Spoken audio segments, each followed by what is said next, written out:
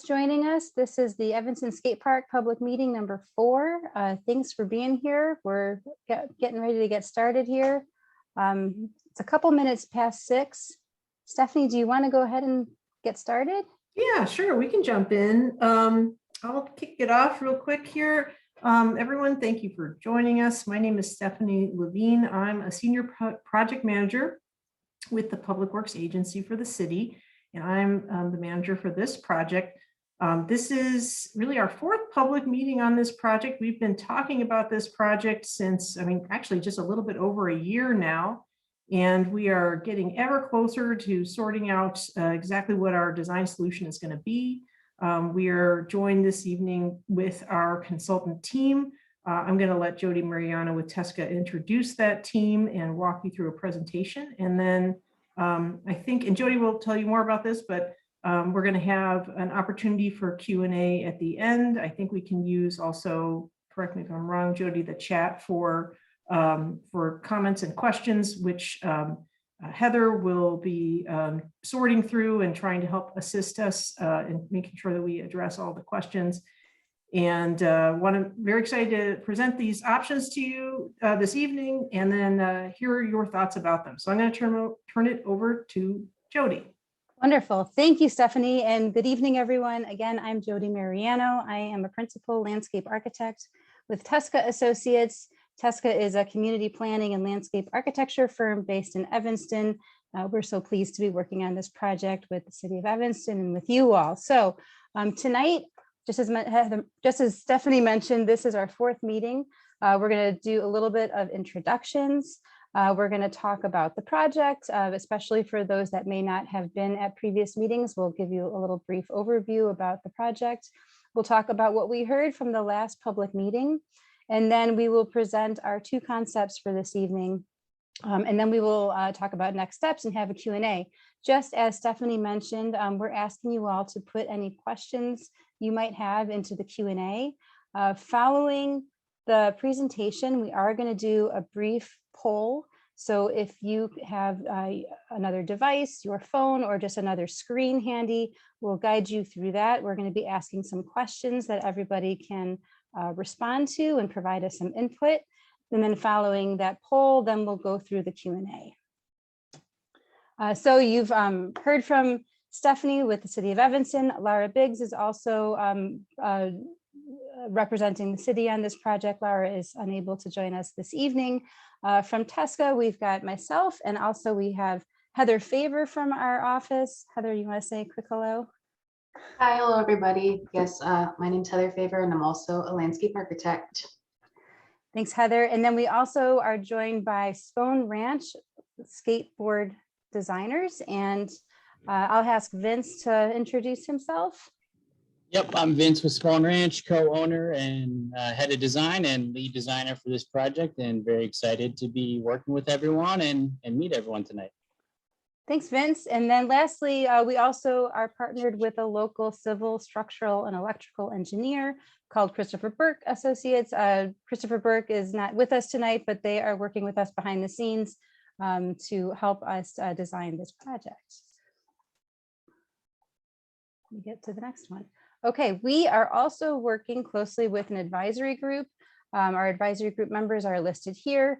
It includes Councilmember Burns. We've got local skateboarders and bikers. We've got parents. We've got kids. We also have business owners represented on this advisory group. So we've met with our group a few times so far. They have been helping us to guide the concept development and give us some input as we've been refining our concept materials.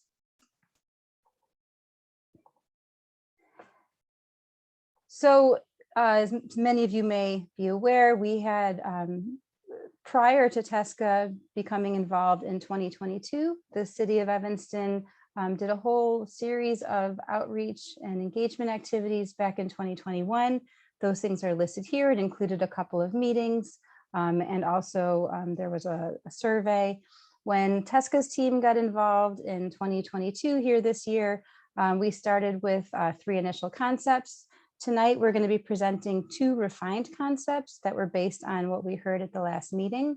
Following tonight, we're going to be taking in your input and refining to 1 final concept.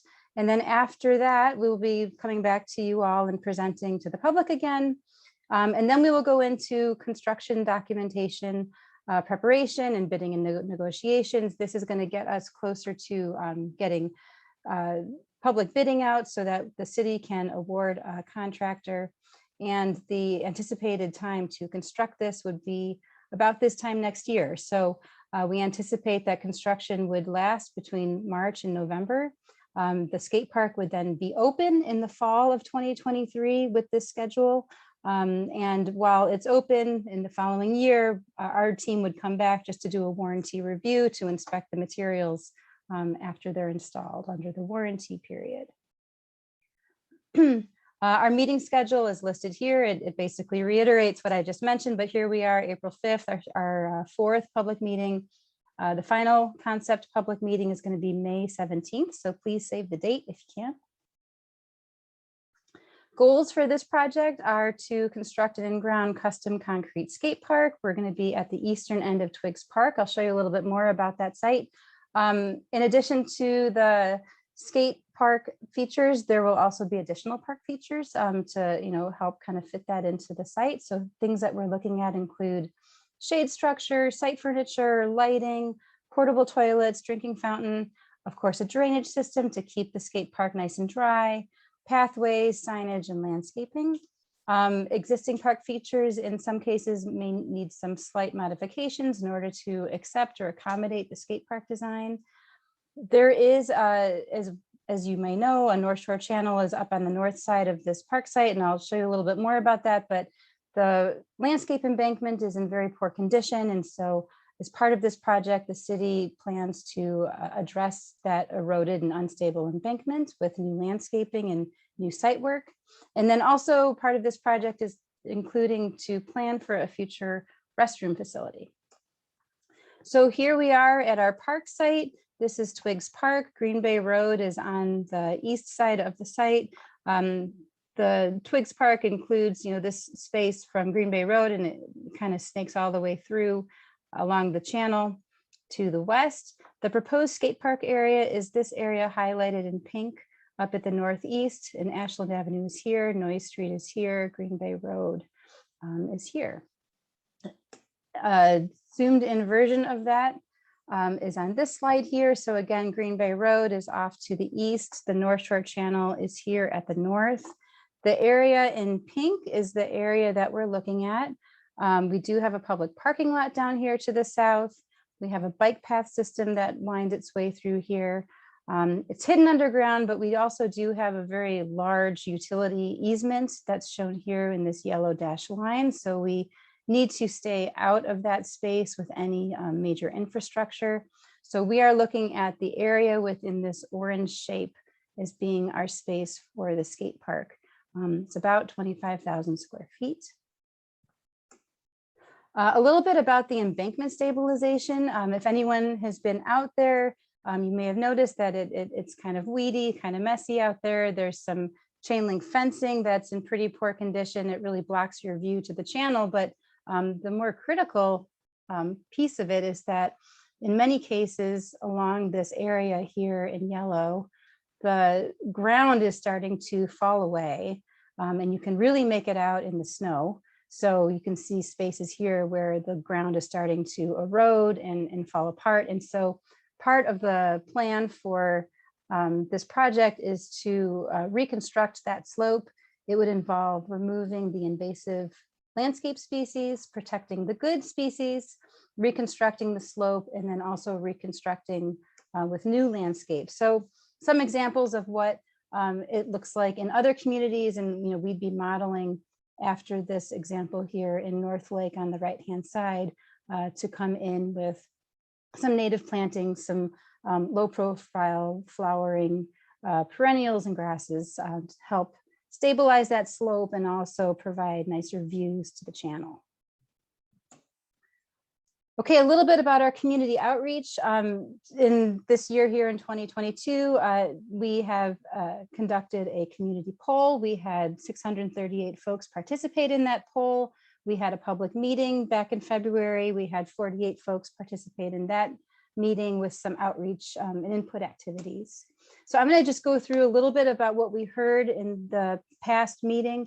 If anybody would like to go back to see more about the past outreach efforts and the summaries and the presentations, all of those items are loaded to the city's website for this project, and we have a link to that on the last slide here, so we'll get to that. At the last public meeting, we presented 3 concepts, and a little bit of the feedback that we heard listed here. This one was concept A. Folks generally did not like the bike path location that was shown here at the north side of the skate park. Folks liked the way that the entrances were arranged and providing good access from the parking lot to the south. There were mixed reviews about the type of flow. We've learned a lot about flow with the skate parks here and wanting to make sure that we have really good circulation. And there was some requests to provide better defined beginner spaces. We have a real mix of levels of skateboarding and biking and in other wheeled sports. And we want to provide a good mix for all the ranges of folks that are out there. This was our concept B. Concept B looked at actually separating the beginner from an advanced skate park area. Generally, folks told us they didn't like this one. They thought it was inefficient, it limited the flow. And I think what I liked the best was that folks felt that it really lost that sense of community that everybody is looking forward to seeing in the skate park. There were some concerns about conflicts between the bike path and the skate park entrances. Some folks liked this beginner, very shallow bowl. Some folks didn't like it, but there was a lot of discussion about this shallow bowl, otherwise called the noping bowl, because it has no coping, I learned.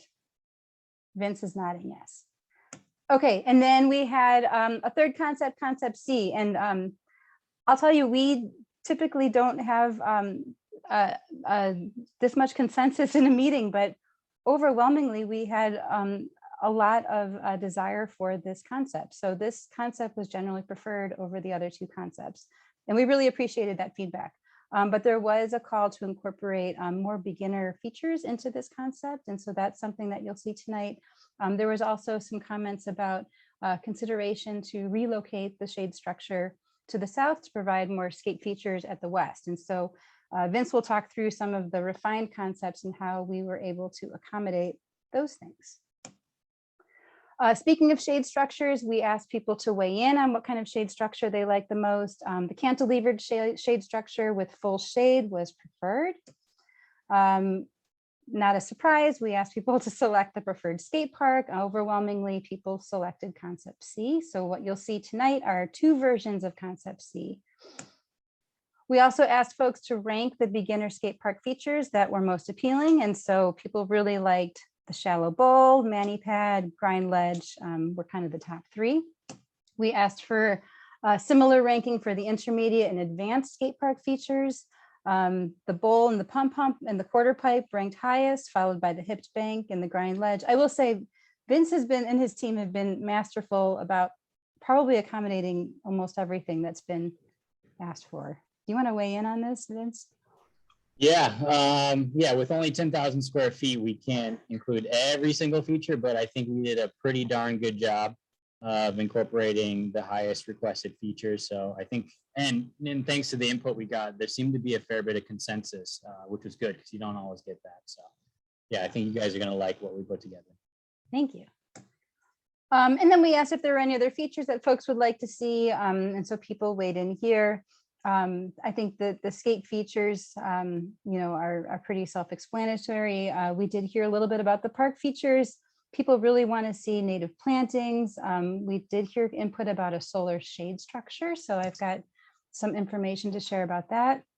A desire to incorporate local artists, or at least provide a canvas for local artists to come back in the future. A water fountain and a bottle filler was also discussed. So a little bit about the elements and the features that we're looking at. We heard that medium and shallow bowls were generally preferred. Steel copings, of course, are important, and to provide variety within the bowl. As far as ledges and rails go, the ledges should be low and wide. There should be a grind ledge. Mani pads have been desired throughout. Rails providing a solid flat grind rail, a slappy curb were important. Also, we've heard a lot about providing a variety of rail shapes for all the different types of wheeled sports that will be out in the park. As far as steps and ramps go, we heard that straight was desired. There's a desire to include street style features and also to provide safe spaces for people to watch and for people to rest. A-frames are desired for wedges and ramps. Also, there were comments about accommodating beginner skaters who may not be able to do ollies or navigate these cutouts that are here. And so I think Vince has always told me early on that there is a lot of nuance with skateboard design. And so it's, providing all of that variety. We were asked about solar shade structures. We looked into one. This is a product that we're looking into. It gets connected to the electrical grid and it puts electrical power back into the system. And so we are exploring this further. We're continuing to get more information and quotes, but we agree that we think that this would be a great feature for the park near the entrance to provide shade and also to provide that solar option.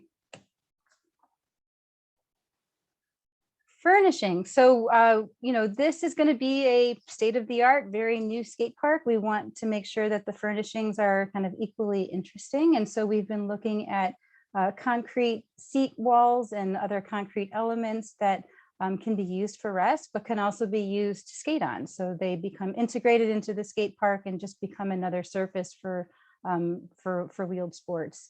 And of course, protective steel edging is something that we're looking at as well. And then in addition to that, we've got Evanston standard furnishings. These are the types of things that you see in all of the other parks. So things like pathway lighting and bike racks, drinking fountain with the pet bowl and also the bottle filler. This is a standard. The bike racks, the trash and the recycling bins, these are all city standards that will also be incorporated into the park. We heard a little bit about incorporating color and identity and character into the park. And so, with skate park features, we always have these vertical features that don't get skated on. And so these images on the left show opportunities for mural art. And so this could be a canvas that in the future, artists could come back and add painted art to. Separate from the non-skating surfaces, we have an opportunity to do integrated color into the skating surfaces. So this image on the right shows what integrated concrete color looks like. It's integrated so that it's it baked into the concrete. It doesn't fall off or chip off. It just becomes part of the surface. It is not as vibrant as a painted surface, but it also will not dull over time. It will generally look pretty similar, as the skate park lives on. So speaking of color, we wanted to look at something that offered something that is kind of special to this area. And at the Fifth Ward where we are, Fifth Ward has some identity features and branding, as we see here in this banner.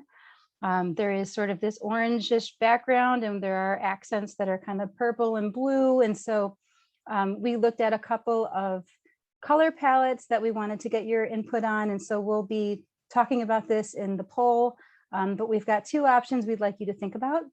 Option one would be that orange terracotta color as sort of the base with accents that could be purple. And those accents would be things like steel rails, that kind of rim the surface of the features. Option two would be the same orange with a blue accent. So we'll be asking for your opinions about that, but something to kind of keep in mind to make this special and tie in to the Fifth Ward. Also, we're looking at thematic identity, so things that could kind of help tell a story about what's special about this area and this park. So we've got two thematic identities we'd like you to think about, and we'll have a question for this in the online poll. But concept one is about flow. So flow is about, the flow of the skate park, the way that, wheeled sports riders are kind of moving through and into and out of the skate park. Also flow references Evanston as a lakefront community. And so flow gets expressed in seat walls that are rounded and curved, like this one at the top left. And flow also gets expressed in the concrete in select areas where it can have etchings that have sort of a wavy pattern. Concept two is about twigs and landscape features. So twigs references the Twigs Park name. It also references the park's natural environment and also the sustainable features that we plan to include. So the seat walls here, instead of being curvy like the one on top, they would be straight branched forms that reference trees and twigs. And the etched concrete at the bottom right could be etchings that reference, again, trees and landscape forms. And then lastly, as far as cultural identity goes, William H. Twiggs is the namesake for Twigs Park. This is an image of William and his family at the top right here. For those that aren't aware, he was a pretty prominent figure in the city. He moved to Evanston in 1884. He attended the Garrett Biblical Seminary.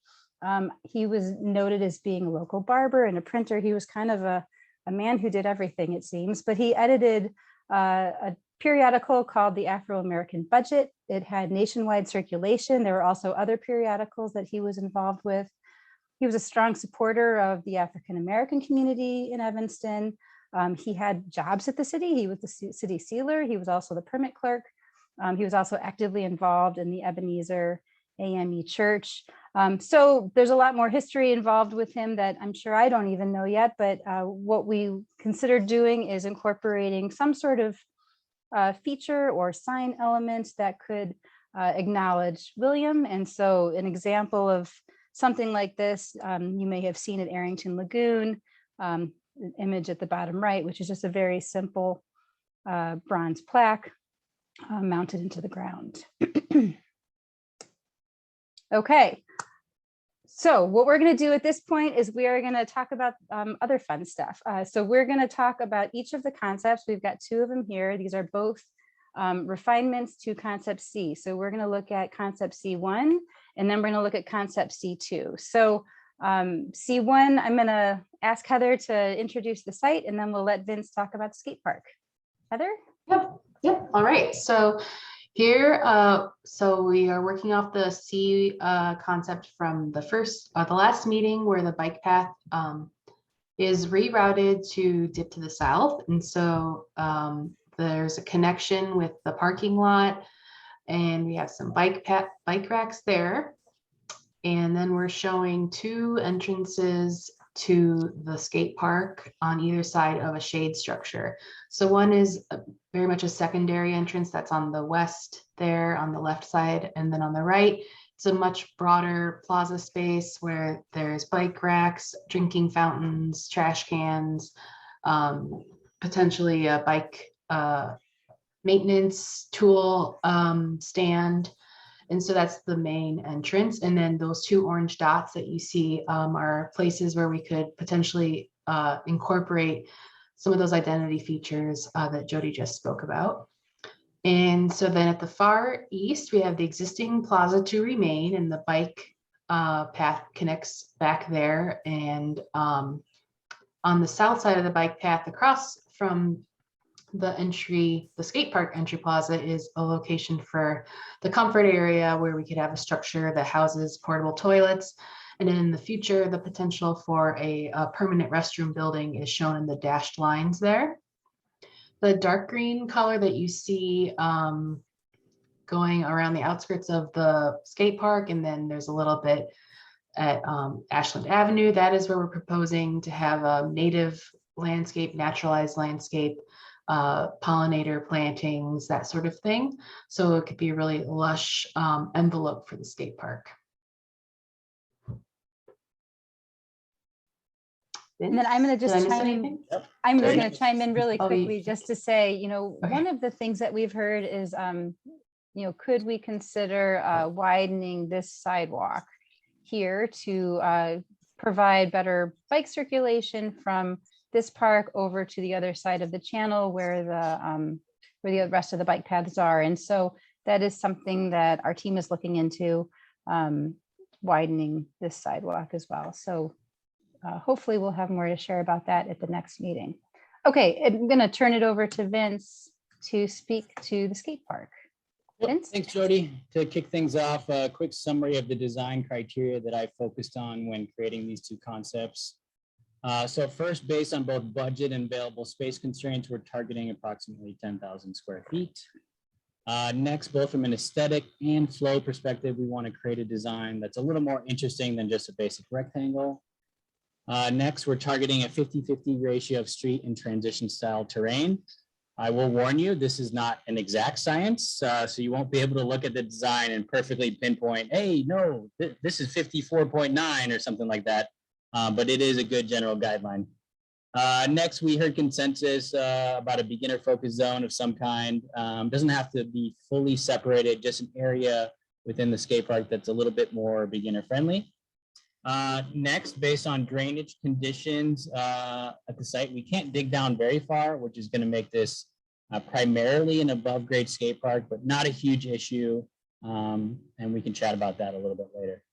And then lastly, we had consensus on some of these key elements. So we want to incorporate these into the design as best as possible.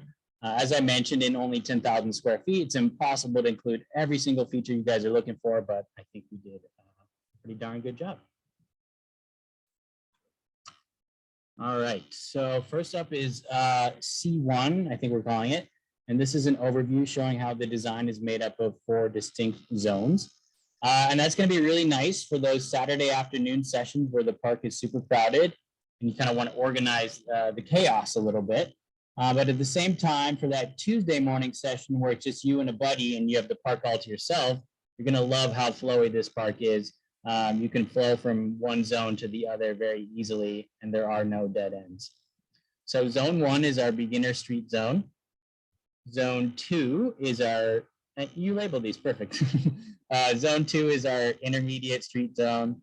Zone 3 is the kind of the bowl zone, which I would call, intermediate to advanced for the bowl. And then zone 4 is our beginner transition zone, or the mini half pipe zone, or the bonus zone, as I'm calling it, and we'll get into that in a second. All right, so this is zone 1, the beginner street zone. So as you can see on the left-hand side, we've got a quarter pipe, and then on the bottom of the screen, it transitions into a bank ramp. So if you're not comfortable dropping in on coping, I know Jody is. Jody can drop in on coping, but for others who can't, you got a nice mellow embankment to roll in on and start your run. And then that's going to lead you into the A-frame element, kind of in the middle there, which is very beginner friendly and features an A-frame hubba, the A-frame banks in the center, a grind rail, and then a manual pad. And then it's a little hard to see down. Yep, that's the A-frame, yep. And that's the manual pad right there.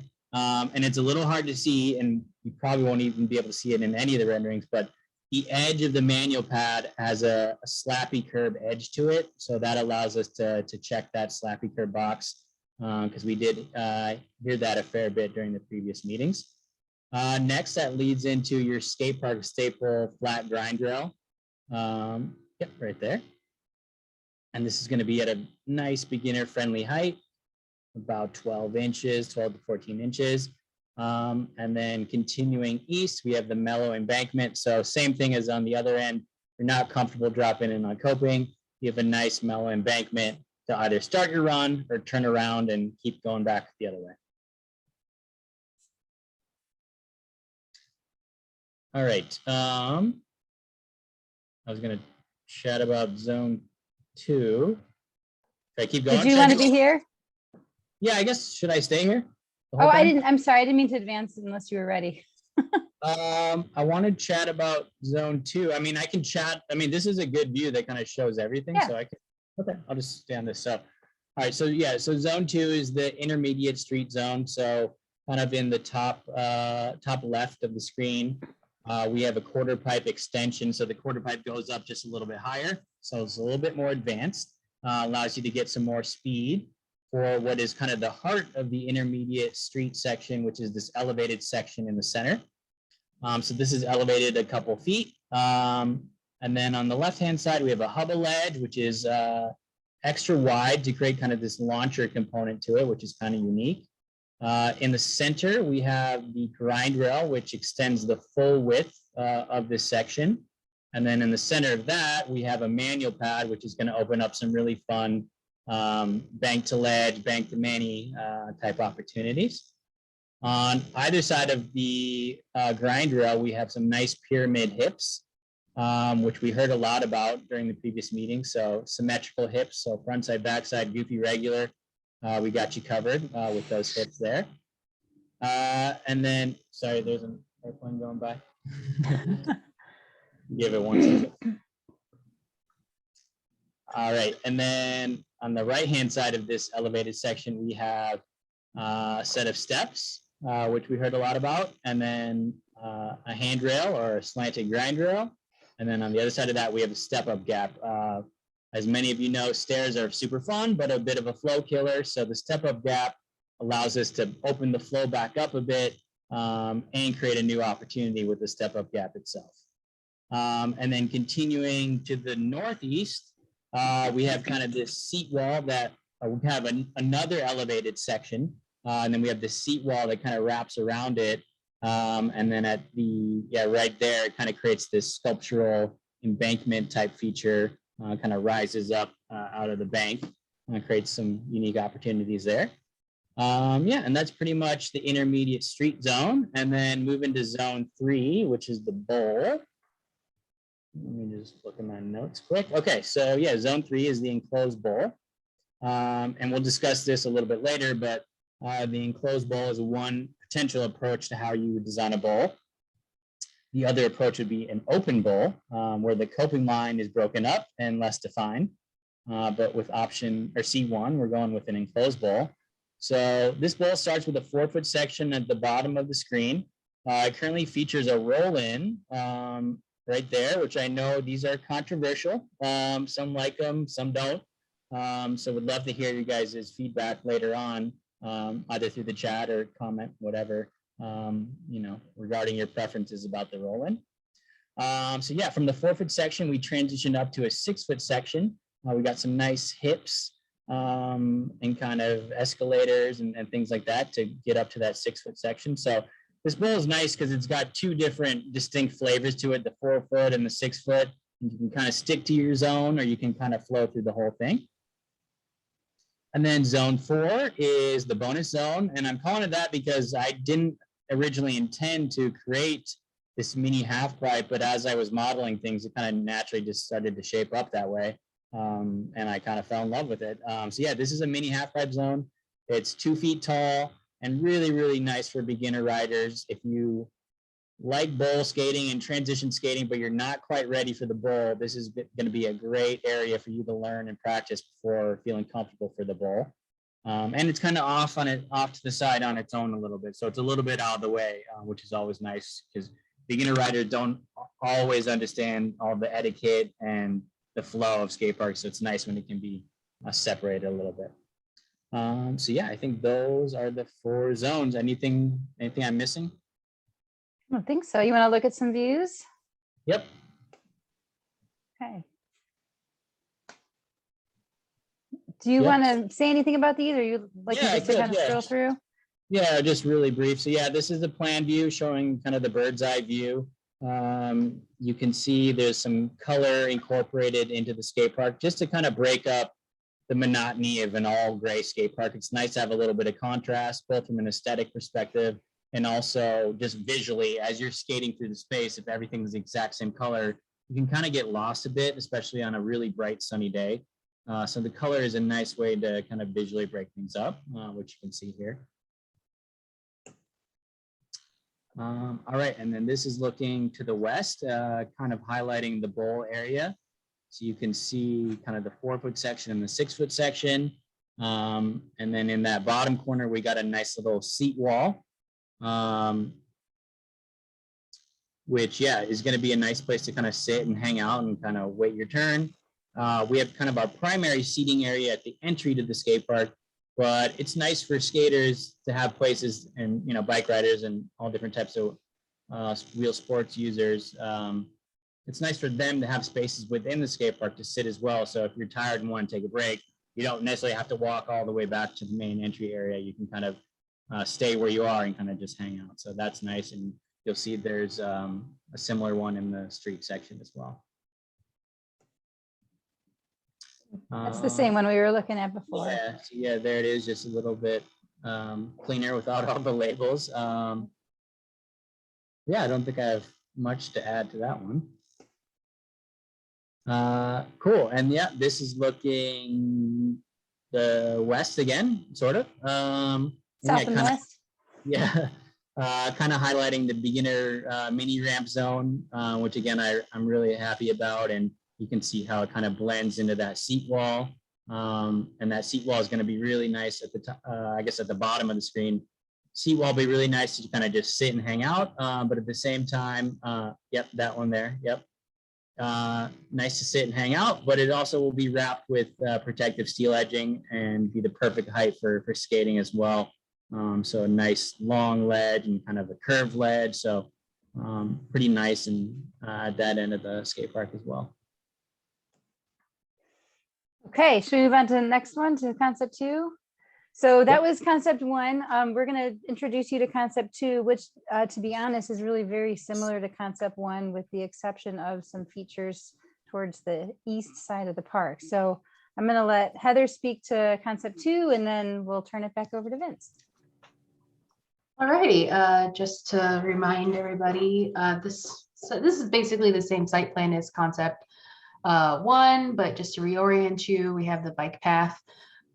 Moving left to right, the bike path is coming, dipping south of the skate park. It's lining up with the existing plaza space. We have a primary plaza entry space to the skate park to the right of the shade structure. So this is where we have bike racks, drinking fountain, other kinds of amenities. On the opposite side of the bike path from that plaza is the comfort area. Thanks, Jody. I'm changing it up this time. Sorry. And then at the low dip of the bike path, that curve, it kind of lines up nicely with the entrance from the parking lot, where we have a space for more bike racks. And then, yes, there's a shade structure that is also part of the entryway to the skate park. And we have the native plantings wrapping around. That's right. Take it away, Vince. Yep. All right. So this is C2. As Heather said, it's fairly similar to C1, especially with zone 1 and zone 2. They're almost identical. We mix it up in the stair area a bit just to make sure we have good flow. But for the most part, 1 and 2 are the same. Where we mix it up is with zone 3 and 4. And this is kind of what I alluded to earlier. So instead of an enclosed bowl, we have an open bowl. So you can see kind of where the bowl opens up in the center there. Yep, right there. So you can enter the bowl from the flat or the 0 elevation rather than having to stand at the top of the deck and drop in. So that makes it an open bowl versus an enclosed bowl. And that's kind of the crux of the difference between these two concepts. Yeah, and then let's see. So you want to go? Do you have a perspective view? Yep. Okay, perfect. All right, so yeah, so zone 3 is kind of our beginner bowl area, and then zone 4 is the more intermediate or advanced bowl area. So zone 3 starts with the spine ramp there, which kind of ends at the beginner street section, and then kind of transitions into the bowl zone. So from the spine, you kind of are led into this kind of horseshoe bowl, beginner bowl type area. This is 3 feet tall right here, so be beginner friendly. And then it's got a volcano, the spine, kind of the mini half pipe kind of section there with the back and forth, the parallel coping. And then via a waterfall, kind of in the center of the bowl, yep, we waterfall down 1 foot to the more intermediate or advanced bowl. As I mentioned, we can only go down so far based on drainage conditions. So right now we're dropping roughly a foot down into this lower area. And then that part of the bowl is 4 foot deep. And then as you can see, we're, in addition to 4 foot deep, we're going up in a couple spots. So there's that bank extension or bank ramp right there that's in color. That goes up another 2 feet just to get a little bit more variety and a different flavor versus 4 feet all the way around. And then we got kind of the corner pocket or the cradle in the corner, which goes up 2 feet as well at its peak, just to create some, some variety and some flair, and give something to the more advanced riders. If 4 foot's not quite big enough for you, we're able to get a little bit of 6 foot stuff in there. And yeah, that's pretty much it. Yeah, so this is the plan view, bird's eye view. You can see, yeah, zones 1 and 2 are pretty much the same between the two concepts. And then zones 3 and 4 is where we kind of mix it up. But generally speaking, yeah, both of them are transition zones. And both have kind of a little bit of something for everyone. So we have kind of, in both concepts, we have kind of a beginner side to the bowl and a more advanced side to the bowl. So the question really for you, and we're going to formally ask you guys this question in a bit, is do you like more of the enclosed bowl or more of the open bowl? That's really the heart of the discussion. Yep, and then this is a perspective looking west. Yeah, I don't think I have anything new to add. It looks cool. I like it. I'm happy with it. And yeah, I think it's going to blend into the site really, really well, and just be a great attraction, and a great, community resource and amenity. And yeah, I'm looking forward to skating it myself, honestly. I'm looking forward to watching you guys skate in this. Yep. And yeah, that's a kind of a good view of showing kind of the entry area. So what I love about this entry area is it's nice and spacious. So what happens too often is the entry area is just like a little 6 foot wide little pathway. And it's kind of tight and you feel cramped, going into the skate park and out of it. This is a very nice spacious entry area and kind of hangout area, which is nice to kind of gather yourself for heading into the skate park. And also just to hang out, back to that community aspect that we talked about. So I'm very glad that we didn't go with the separated concept, because the community aspect is so important. And I think this design is really going to accentuate that. Cool. Thanks, Vince. Okay, we are at this point going to get to the fun stuff. So we are going to ask you all to help us make some selections based on the concepts that we just showed you. So I am going to switch my screen in a moment, but before I do, I'm going to ask everybody to either use their cell phone or another device, or just open up another screen, and through your regular browser, go to www.menti.com. It's spelled MENTI.com. And while you're doing that, bear with me while I share my screen. Go to a different screen.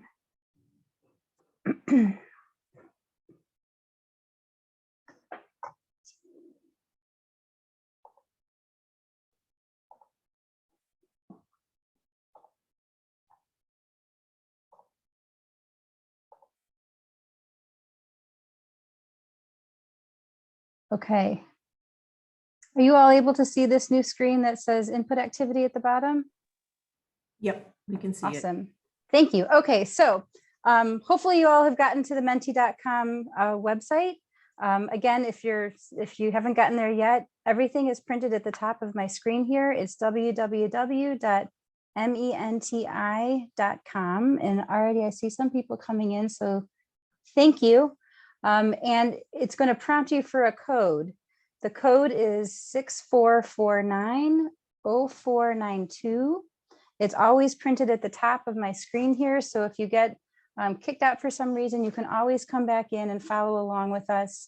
It's great. People are starting to come in. So a couple of things about this activity, if folks have not done this before, if you can, keep your eye on the meeting Zoom screen and use your smartphone or other device to answer the questions. After you answer a question, be sure to click submit on your device, and it's going to pop up everybody's results in real time. So it's kind of interesting. It's great for immediate feedback to find out how people are making their selections. Okay, so I am going to go ahead and get started here. This is our virtual sign-in sheet. So please just go ahead and add your name. You can just add your first name if you don't want to do first and last, but we'd like to know who's here. We'll give folks a moment to do that. And we're so happy that you guys are all here. And I think I recognize some committee members. So thank you guys for joining us.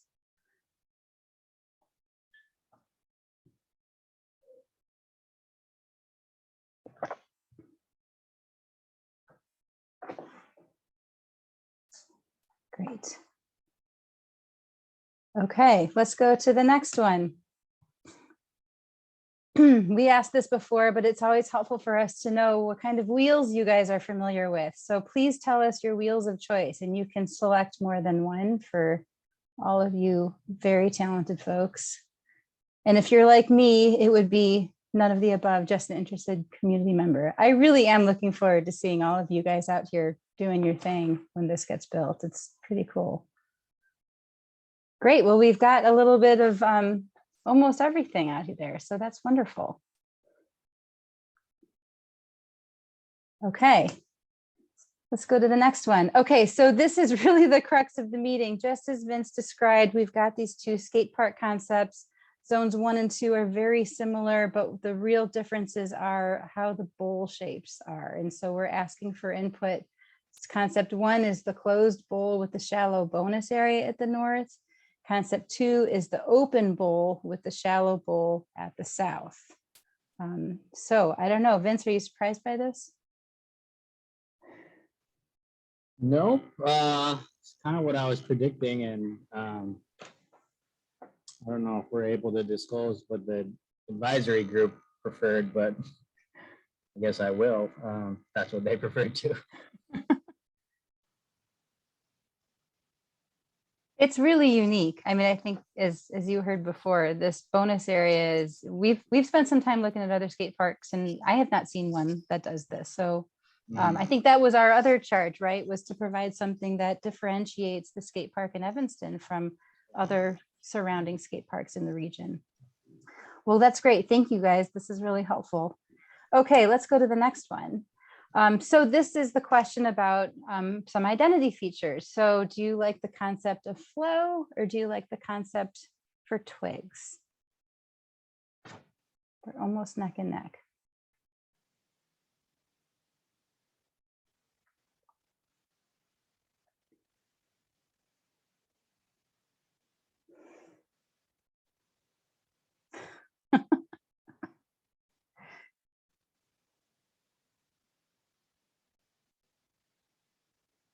Wow, that's pretty close. We might have to call in city staff to be tiebreaker. Ooh, that's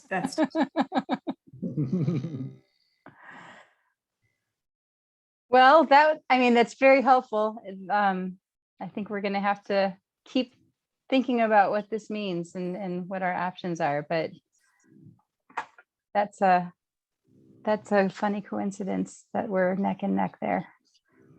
All right, how about let's try the next one, the colors. So the option on the left is orange with purple accents. The option on the right is orange with blue accents. And those accents, again, are things like the coping edges. The orange color would be the baked in color into the concrete.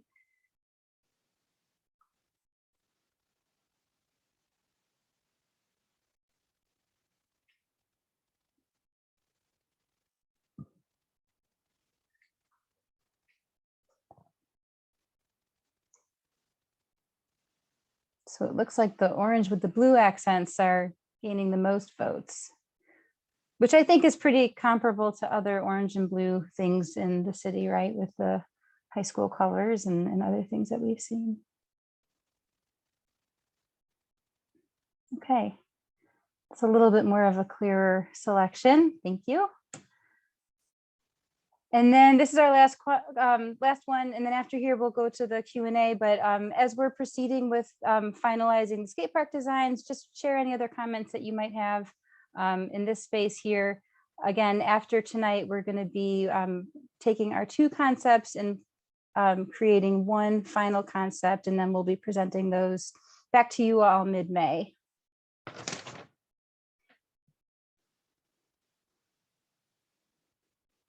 Maybe add a hip in the bowl. Was there a hip in the bowl? I'm trying to remember. Yeah, there is. Admittedly, some of the views we showed or that I provided to you didn't quite show the hip, but there are actually a couple hips in the bowl. So for the next meeting, I'll make sure to show that in the renderings and maybe even do a zoom in that shows the hips. Yeah, for sure. No roll in. Could the bowl still be open in a short part with concept 1?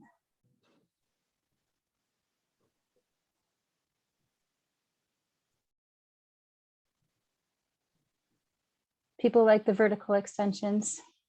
Mm-hmm. There's a question here about lighting for nighttime. So the existing park lighting that you see out there today would be replicated and used around the park. Our civil engineer also will be doing some photometric studies to make sure that there is adequate lighting in the park to meet city standards. As far as I understand, people would still be able to skate at nighttime. Stephanie, is that an accurate statement? Yeah, I mean, we were talking about lighting right before the meeting started a little bit, and what is the appropriate lighting level. The intent is to provide security lighting in the park, not necessarily or not really athletic lighting, which is usually at a much higher level.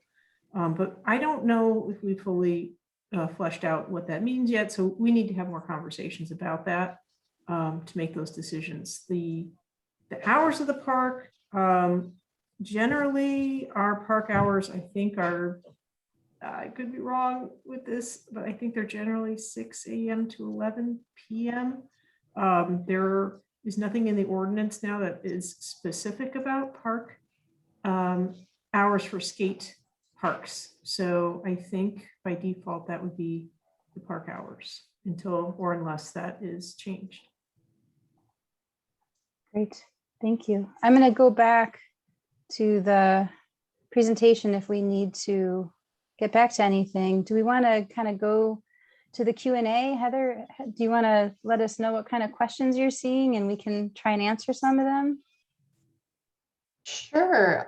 There aren't that many that have been typed into the chat, so I'm wondering if it might be more efficient to just open up the hand raising operation again, but I can quickly just do an overview of what I've gotten written so far. Yeah.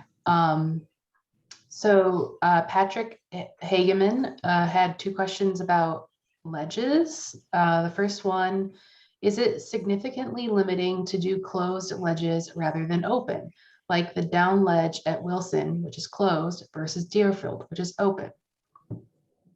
I don't know what any of that means. I'm just going to go to my ledges picture and let Vince speak to it. Can you put that on the screen or repeat it, please? Can I put it on the screen? If I put it on the screen, will you see it? I don't know. Can you guys, I can you have guys see it? Vince, I think you can actually open up the Q&A yourself. You should be able to take a look Okay. and read those questions, because I would say almost all of them are so technical. Yeah. We really need you to respond. Sure. Okay. Is significantly limiting to do closed ledges? Is that the one? Yes. Okay.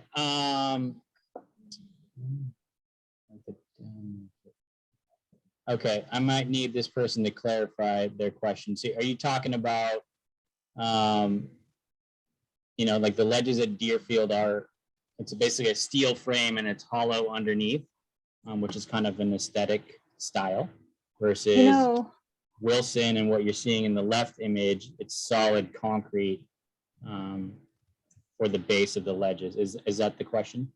So Patrick has raised his hand. We can just allow him to ask the questions. That sound okay? All right, Patrick. Sorry, we're being so formal. Go ahead, Patrick. No, it's all right. I was at Deerfield yesterday, and I went to grind down the ledge that's right there on the side of the stairs, and my back peg actually hung up underneath it because I was doing a grind that didn't involve my back peg. So I was thinking about to like it rather than having it be the hollow steel frame to have it like solid concrete underneath. I didn't know if like from a manufacturing standpoint, like it's less expensive to do less material, which makes sense. But it's a good comment and a comment we've gotten before. So the steel frame that's kind of hollow underneath is a little bit less expensive to do. And then also some people prefer it aesthetically.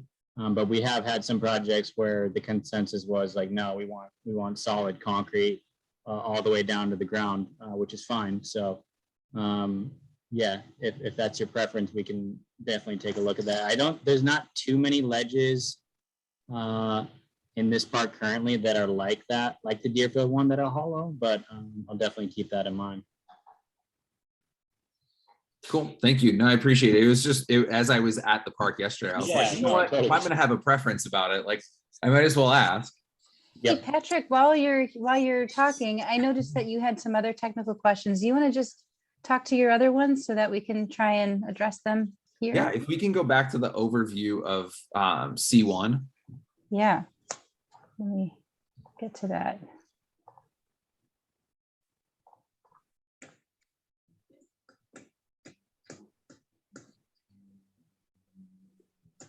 How about, is this one okay? Yep, that's perfect. So Great. like I appreciate the matching aesthetic of the two seat walls, the one on the top of the pyramid and then the one next to the bowl. I will say though, from a grindability, like rideability standpoint, that the shape of the concrete seat wall on the pyramid isn't exactly conducive to like lines in and lines out from the bank.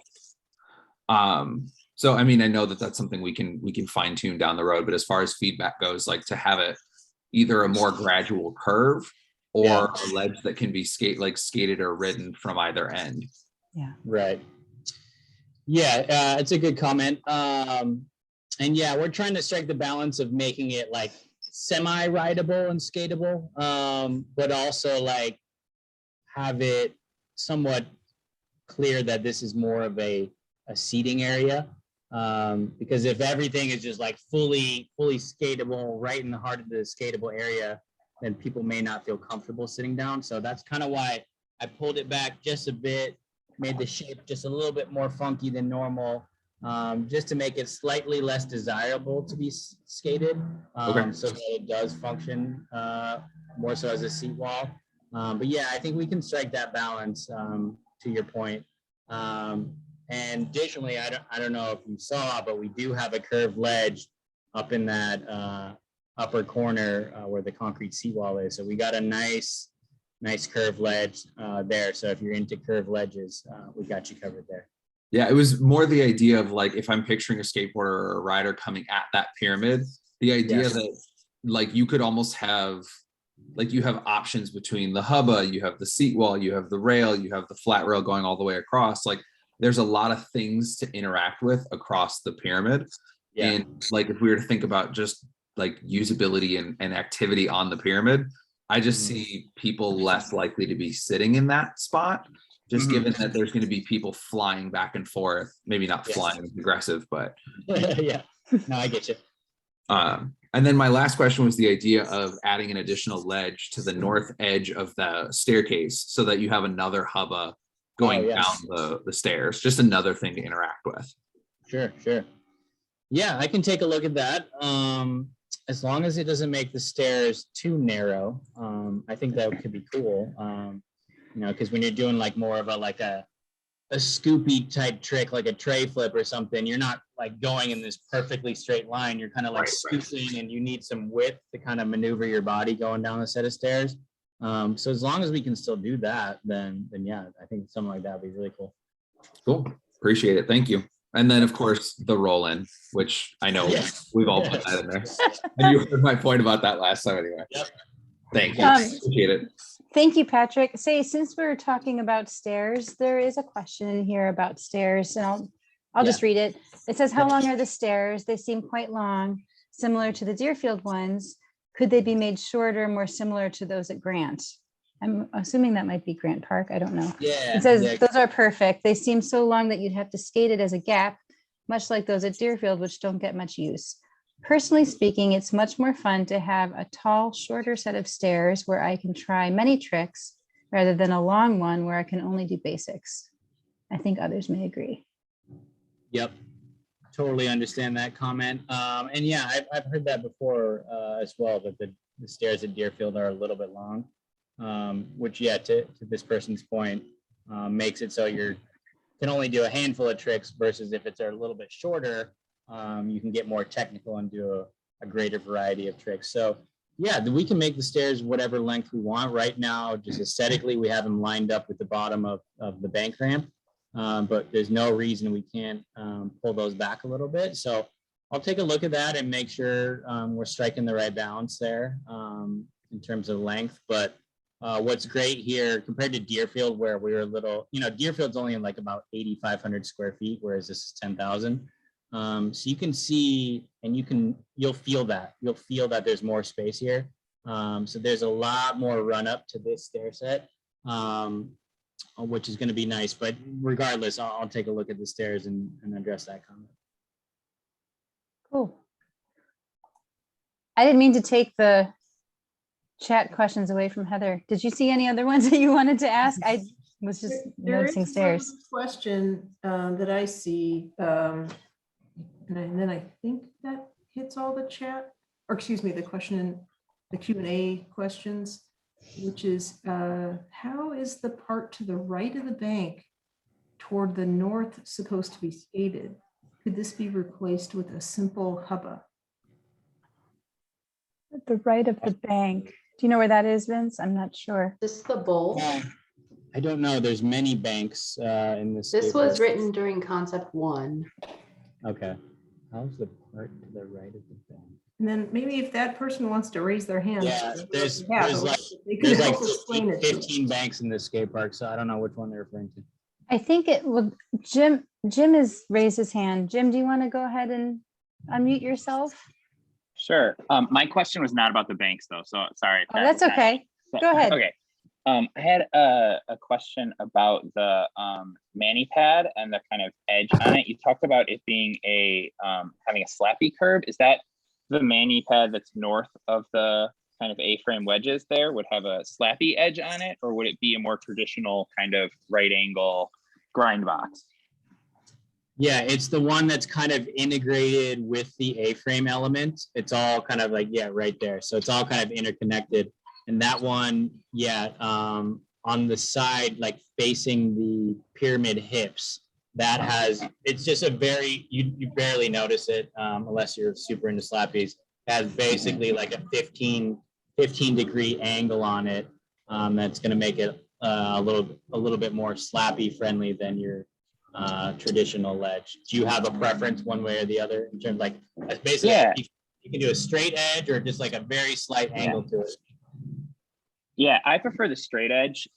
Personally, I think that it allows for a little bit more creativity. You know, the boxes at Elk Grove have that slight angle on them, and I think they're harder to skate. You know, you can't do tail slides as easily on them and things. They're not impossible, but I feel like they're just a little harder. I've always preferred a more right angle. I don't know how other people feel about it, but I wondered if like maybe the other side of the A-frames could have some kind of a little small slappy curb. I know there's not a lot of room there, but you know, you also don't need as much run up to it, you know, maybe, you know, if that could be, because I know some people really do like an angled curb like that, but I personally would prefer a right angle one. Gotcha. Okay. Yeah, that's a fair comment. And yeah, I think I'll definitely take a look at that. And I think the answer, and you kind of hinted at it, is variety and diversity. So we'll have some you know, straight edges, some angled edges. So we'll give a different flavor for, you know, whatever your preference is. I did want to say though, just generally, you know, the changes you guys have made since just the C is phenomenal. I mean, this is really, really exciting. So it looks really great. I mean, it's so nitpicky to ask if it's like a slappy curb or a regular curb, which is great. That's awesome if that's the only question I have. So thank you so much for your work. Yep, appreciate it. And yeah, I was chatting with Adam the other day, and there hasn't been a skate park built in like the entire state of Illinois in the past like year and a half, and I don't know of really any others on the horizon. So when this thing opens, it's gonna be the shiny new toy in all of Illinois, and people are gonna be coming from all over to use this thing. So that's gonna be really fun. Awesome. Thanks, Jim. So I know we're still trying to get at that one question, but I'm just going to go down the list of hands that are raised. I see Quentin Herzig has a hand raised. Quentin, do you want to unmute yourself? Yeah. Hey, sorry. So yeah, that was actually my question. I apologize. I Okay. worded that really badly. So I meant to say to the left of it, but I was talking about the bank kind of at the north here, where there's like kind of that blue thing leading into it. I was referring to the kind of thing that juts out there. I wasn't sure exactly how that was meant to be skated, because from looking at it, I feel like there wouldn't be too much like opportunity for things to be done, because you can't really launch out of it too much because there's just that thin area after. I don't think you could really do anything into it. So I was wondering if maybe it could be turned into just like a simple hubba instead. Right. I'm not following where this is. I'm sorry. Yeah, it's that kind of sculptural vertical Oh, feature is that This. addition from the seat wall. Yeah. Got it. Yeah, so yeah, that's the question. Do we do something more conventional, or do we kind of mix it up and do something more creative and abstract that kind of forces you to think about, I don't know exactly how I would skate this. So yeah, I think that comes down to a preference thing. Some people like really weird and creative, funky things. Other people say, no, I want it to be very straightforward, you know, how I would use this. So yeah, I think we're playing with that whole area in general still. So I'll take a look at that as we move forward and see what something more conventional like a hubba ledge would look like. Yeah, definitely keep that in mind. But yeah, I understand the comment. Thank you for explaining it. Okay, thanks, Quentin. The next one I have with a hand raised is Michael Hoff. Michael, you want to unmute yourself? Oh, yeah, thank you. Can you hear me? Yeah. Okay, great. Thanks for all of your hard work on this. It's looking great. Just going back to the slappy curb briefly, maybe it's something we could vote on, or maybe since Evanston should really have the coolest park in the whole Chicagoland area, maybe a brief study of the California slappy curbs could be done, and we could have like a reproduction of that dimensionality. I think for anyone that doesn't know, the California curbs are like the gold standard of slappy curbs, and then Midwestern and Eastern curbs, which could be parking blocks or the edges of sidewalks and other structures, are called curbs. Midwest and Eastern are very crusty and hard to ride and have concrete seams in front of them, whereas California are like perfect, with perfect ground in front of them and perfectly slightly sloped edges. So I guess users who kind of ollie into everything or wally into everything might want a straight edge, but if you want an actual like slappy experience, I would think that you would want at least more rounded or slight angle. So maybe we could just model it after California's and then have it right here in Evanston.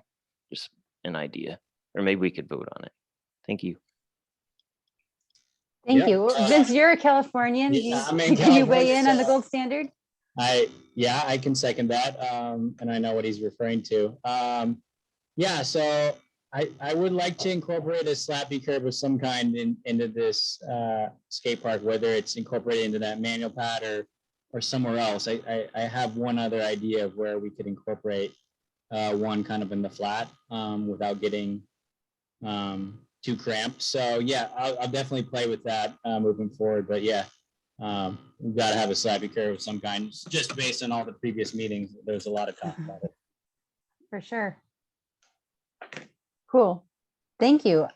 Let's see, I'm looking back. It looks like there's only one hand raised. I don't know if this is from before, but Jim Harburl's hand is raised. Jim, do you have another question?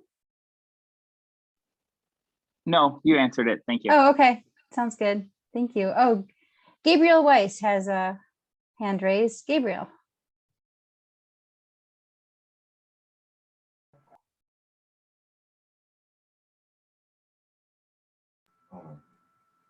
Hi, can you hear me? Yeah, we can hear you. Okay, there we go. Just had an idea about where Quentin was talking about that little ledge down the bank at the north side. Maybe would a possibility work for it to have like a wall ride section there? So you just have more of a vertical wall that you can do, you know, wall rides down that bank. Maybe open it up. This is a suggestion. Yeah, like a slanted wall. Maybe even with a keyhole window in it, like to keep that Yeah. kind of like theme is what's there, but something you can actually like slap into as you're going down or up or something like that. Yeah, that could be cool.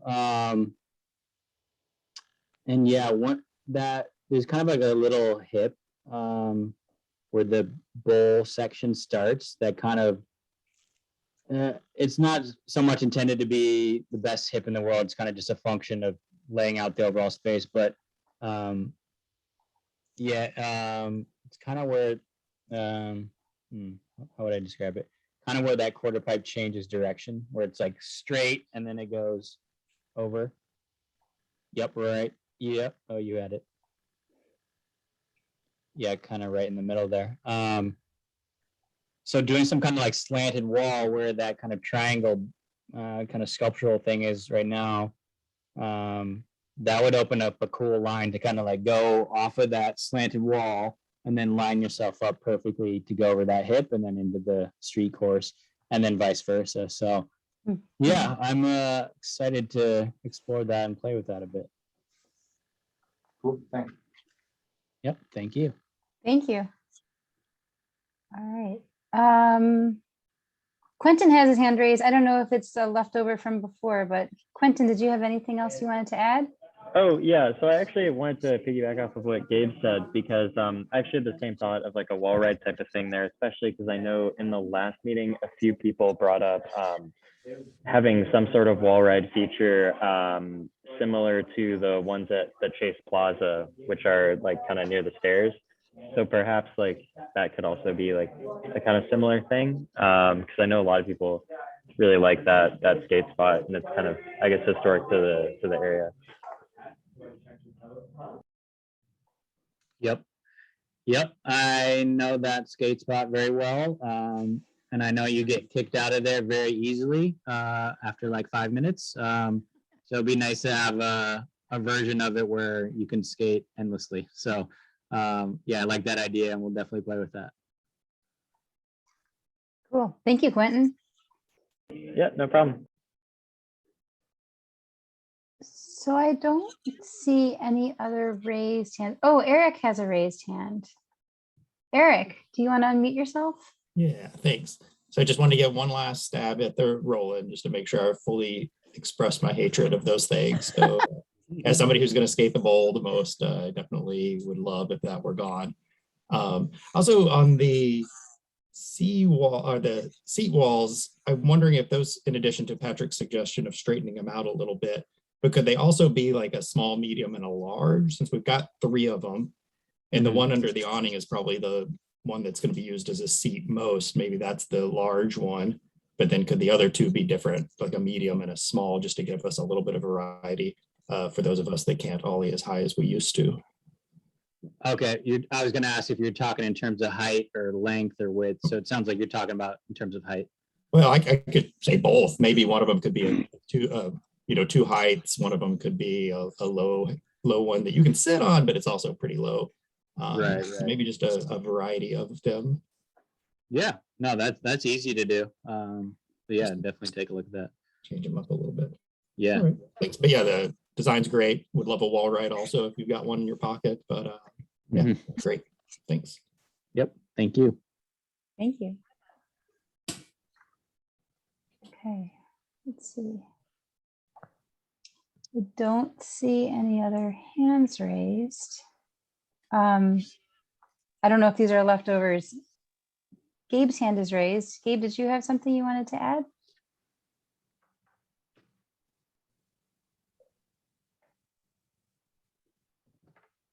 I also see Michael Hops raised.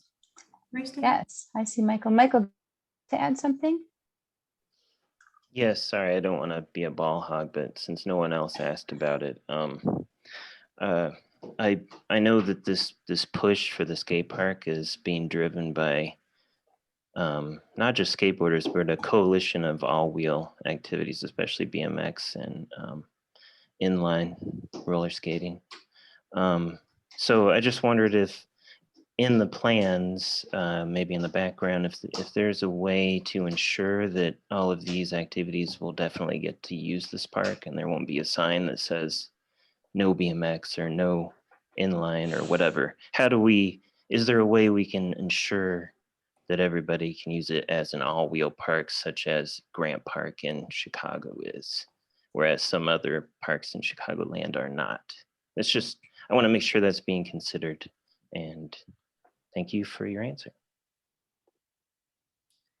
Yeah, I mean, I think from the beginning, the intention has always been to accommodate all wheeled sports. So that hasn't changed.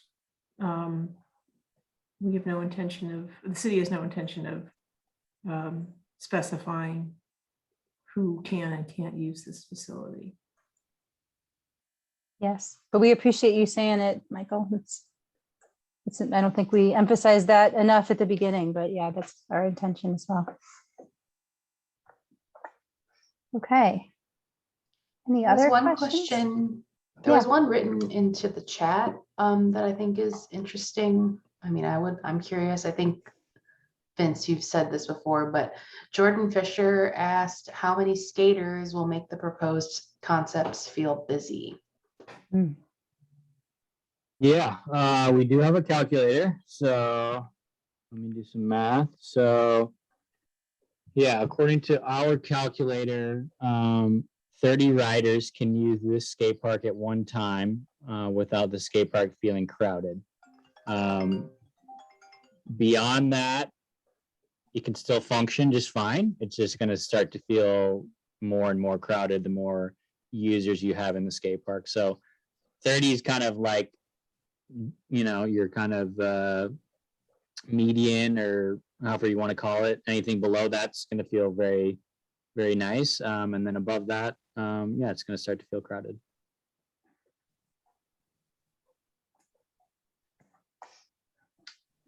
Also, there's another comment in the chat from Nate Kipnis.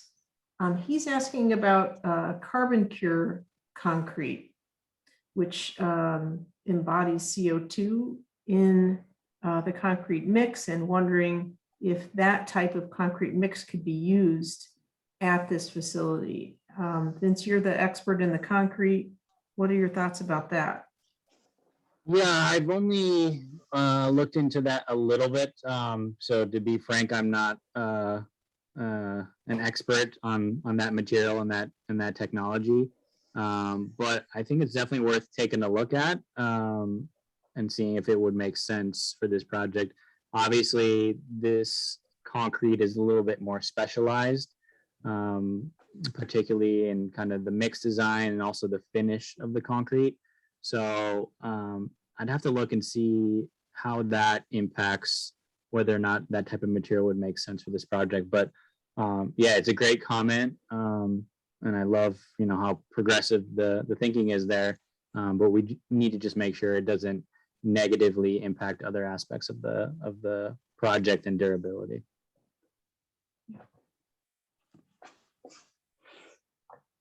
Thank you.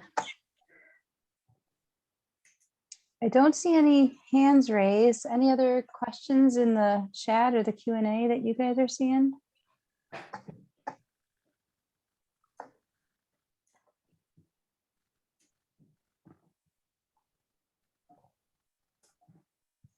It seems like we've pretty much covered everything that I can tell.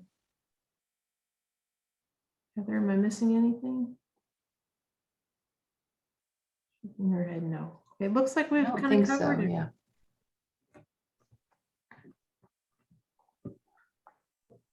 Well, Great. great. This is great. Yes, let me get to the last slide so we can, we don't mind ending early, right? Let's get to this last slide here. So as my computer slowly makes its way to the last slide.